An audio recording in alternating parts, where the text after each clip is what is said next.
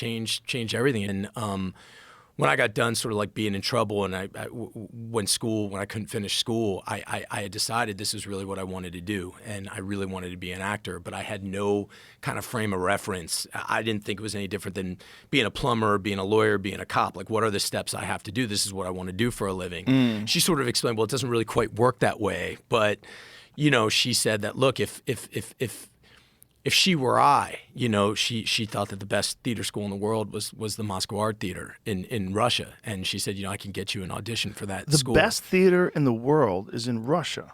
According to her. And really? And I certainly believe that. I mean, really? if you look at it, I mean, kind of historically, you know, all of acting that we that we celebrate is you know was really like the kernel of that all started at that theater, at the Moscow Art Theater. Really? Stanislavski and Chekhov. Yeah. The first play they did was The Seagull, and they put that play together in a summer home outside Moscow, and then they came into the city and they put it on. So basically all theater, all acting up until that point was very presentational. It was very go to the front of the stage and kind of proclaim to the audience, you know, face outward. And what Stanislavski came up with, what you hear, and his method, which is not, you know, like sitting in your own shit or having people call you your character name. That is not, you know, method acting. This method that he came up with was really about realism on stage. So if you're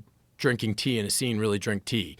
Turn your back to the audience. Talk as if you're actually in the situation. And in 1933, they went on a world tour with this play, The Seagull. They went through Europe, and then they went to America. They went to San Francisco, to Chicago, and to New York. And that changed acting, changed everything. It's the style of film acting and theater acting that is literally taken over everything today.